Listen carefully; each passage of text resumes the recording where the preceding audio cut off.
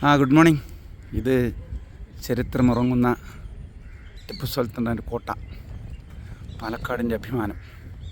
അപ്പോൾ ഞാൻ രാവിലെ വെറുതെ പ്രഭാത നടത്തത്തിന് വന്നതാണ്. അപ്പോൾ ഞാൻ വരുന്ന വഴി വീടും പരിസരമൊക്കെ ഒന്ന് ശ്രദ്ധിച്ചു. വരുന്ന വഴിയിലെ തെരുവീഥികൾ നോക്കി. പക്ഷേ എന്താ പറയുക, ഒരുപാട് വൃത്തിയാക്കാനുണ്ടെന്ന് തോന്നി. എന്താ അറിയോ, മഴക്കാലം വേനൽമഴ കിട്ടിയല്ലോ.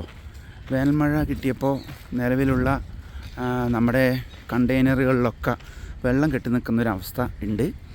അപ്പോൾ ഡെങ്കിപ്പനി പരത്തുന്ന ഈഡിസ് ഈജിപ്റ്റിയും ഈഡിസ് ആൽബോപിറ്റസും ഒക്കെ ധാരാളമായി ഉണ്ടാവാൻ സാധ്യതയുണ്ട്. ആയതുകൊണ്ട് തന്നെ നമ്മൾ സർക്കാർ ആരോഗ്യവകുപ്പ് പറഞ്ഞിരിക്കുന്നത് ആഴ്ചയിൽ ഒരു ദിവസം വീടും പരിസരമൊക്കെ വൃത്തിയാക്കി ഡ്രൈ ഡേ ആചരിക്കണമെന്നാണ്.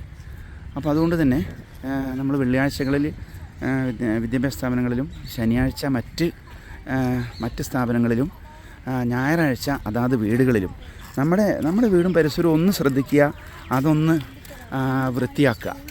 അങ്ങനെ ആകുമ്പോൾ നമുക്ക് നമ്മുടെ വീടും പരിസരവും ഒന്ന് ശ്രദ്ധിക്കാനും വൃത്തിയാക്കാനും കഴിയും. ഞാൻ വീണ്ടും പറയുന്നു, മെയ് മാസത്തിൽ മെയ് അനങ്ങിയാൽ മഴക്കാലത്ത് പനിക്കില്ല. അപ്പോൾ സന്തോഷം പടരട്ടെ, സൗഹൃദം വളരട്ടെ. Thank U.